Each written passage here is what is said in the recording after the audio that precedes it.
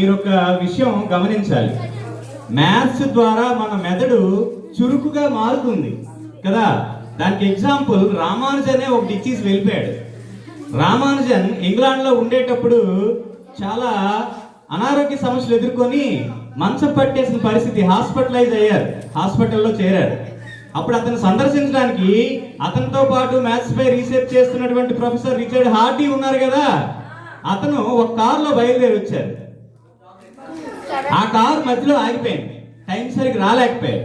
రామానుజన్ గారి దగ్గరికి వచ్చి, రామానుజన్ నువ్వు చాలా మేధావి, బట్ నీ సర్వీసెస్ మేము ఇక్కడ లాస్ అవుతున్నాం, నువ్వు ఖచ్చితంగా ఇండియాకి వెళ్ళిపోవాల్సిన పరిస్థితి వచ్చింది. యాక్చువల్గా నీకు చాలా వేగంగా వచ్చి కలుద్దాం అనుకున్నాను, బట్ నా కారు ట్రబుల్ ఇచ్చింది. అసలు నిజానికి ఆ కారు నెంబరే ఒక చెడుని సృష్టించే నెంబరు. అది ఏంటి ఆ నెంబర్ అని అడిగితే 1729 అని చెప్తారన్నమాట అతను. అప్పుడు రామానుజన్ లిప్తపాటు కాలంలో తడుముకోకుండా ఆ నెంబర్ తాలూకు ఇంపార్టెన్స్ చెప్తారు.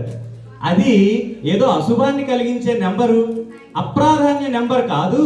1729 అనేది 2 గణాల మొత్తముగా 2 విధాలుగా రాయగల అతి చిన్న సంఖ్య. అదేని అంత ఇంపార్టెన్స్ దానికి ఉంది అని స్పాంటేనియస్ గా చెప్తారన్నమాట. ఆ 2 గణాల మొత్తంగా 2 విధాలుగా రాయడం ఎలాగో మీకు తెలుసు కదా.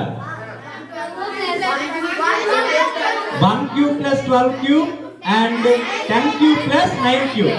అలా 2 గణాల మొత్తముగా 2 విధాలుగా రాయగల అతి చిన్న సంఖ్య 1729. అది రామానుజన్ నెంబర్ గా ఫిక్స్ అయిపోయింది.